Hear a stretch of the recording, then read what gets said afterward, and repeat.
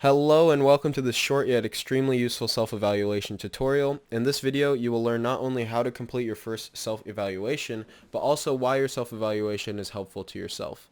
Many students are very used to being graded with numbers given directly from the professor after the assignment has been turned in, which leads to students fearing self-evaluation systems and feeling very uncomfortable and confused on why exactly they should be grading themselves. Although it's quite clear when you read the syllabus, some people may have skimmed over that and the other additional files that your professor left for you before the class even started. So hopefully this video will tie up any loose ends you might have regarding self-evaluations. So let's get started by addressing the main question that most students most likely think to themselves, which is why even do self-evaluations? What's the point of them? Do they help me as a student? And to answer that, yes, they really do help you as a student in a lot of different ways that you wouldn't really think of at first. However, after a multitude of studies regarding personal assessments, not only in the classroom but also in the workforce, self-evaluations have been admired by many as a far more superior way of handling assignments and tasks. So, one of the first and most prominent values that is held within self-evaluations would be the fact that students are constantly expected to review their own work, allowing for an increase in critical reviewing skills and a huge exposure to reflective practice. By needing to grade your own papers, you're basically forced to reread your work, searching to make sure that the contents within your assignment match up with the rubric given to you, which is also in Canvas. I will show you that later. In that case, not only will you be reviewing your own work and catching little mistakes you may have made, but you will also be able to pick up on some potential problems in either your writing or research skills that need improvement that you wouldn't have noticed without reevaluating your own paper. By reading through your own paper, you're also put in a position where you have to be more responsible for your own learning and assessment, making self-evaluations more of a blessing than a curse. Self-evaluations also help in building self-awareness, something you might not have really thought of within your work. However, it is very important and a crucial thing to know when working on writing, or in that case, any type of work. By grading your own papers and your own workload, you already know the rubric and criteria at hand, so it's up to you to manage your performance within the guidelines in order to accurately and honestly give yourself a good grade. Like I said previously, students seem to fear not getting exact points on their assignments due to the fact that their grade isn't really set in stone.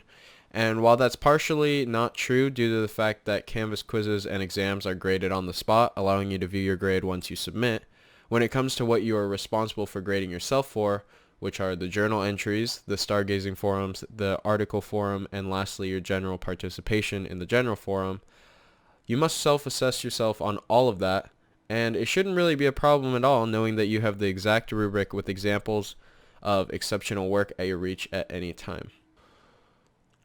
When on the astronomy page, all you have to do is navigate yourself down to modules, and under course info you will find the status in class self-evaluation tab, in which you will click on it, and right there at your disposal is the grading rubric, the self-assessment quiz, and the self-evaluation assignment. In the first part of this tutorial, I will be teaching you guys how exactly to use the rubric and the grade calculator, which you can find in the previously stated status in the class self-evaluation tab. First, you want to click on this blue link, which says grading rubric. When you click on that link, not only will you be given the rubric for the entire class in all of the subcategories I mentioned before, such as the journal entries, general participation, and so on, but if you manage to scroll up, you will find a grade calculator. The grade calculator is pretty self-explanatory. Here are all of the different sections of the astronomy class. In order to give yourself a grade, you will go off of the rubric underneath it, and after giving yourself a grade, you just punch in the numbers here and then calculate it, and it will give you your overall grade at the current time. You can do this any time within the quarter. It doesn't matter when. You were required to do it once in the first week, and we have to do it one last time by the end of the quarter. Honestly, I would take advantage of this if I were you.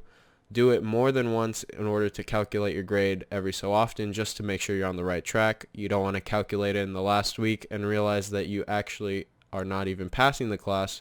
Hopefully that doesn't happen. However, by calculating it more often, maybe once a week or once every 2 weeks, you'll be able to keep on track as if someone else was giving you the grade.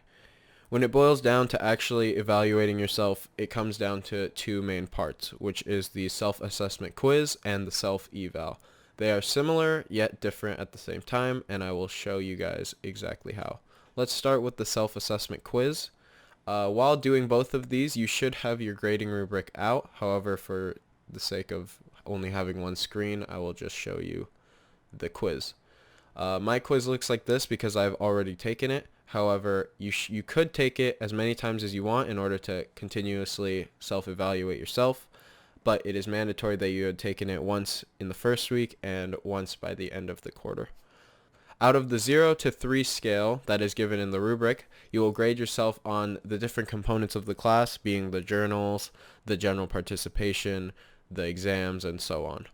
You are free to give yourself the number that you think you deserve. However, it's hard to justify that you deserve higher or lower when the rubric tells you exactly what the guidelines are. In that sense, it should feel a lot safer to grade your own paper because you know what's exactly inside of your journals or inside of your stargazing components, which is good because not only is the rubric extremely specific, so you don't really get confused on what points you got, but overall you're just able to keep track of what you should be doing in order to give yourself full points when taking this quiz. The second part of the self-evaluation is just called self-eval, in which you can click on it right here. The self-eval has a description down below, but basically, to summarize it, by using the grading rubric once again, you will be using the grading calculator, which I showed earlier, and just talking about how you did in class. To show you an example self-eval of the one that I did, basically all you have to do is go into your grade calculator, as I showed before, submit what you think you've gotten based on the rubric and what you've done in the class, and calculate your grade. After I did so after the first week, I put all of my points in and I had a 4.0. And then to further elaborate on your self-assessment, you have to go through all of the categories and show why exactly you deserve a 4.0, basically showing how exactly you followed through the guidelines. By doing everything that I have stated in this video, you should be able to complete all of your self-evaluations by yourself.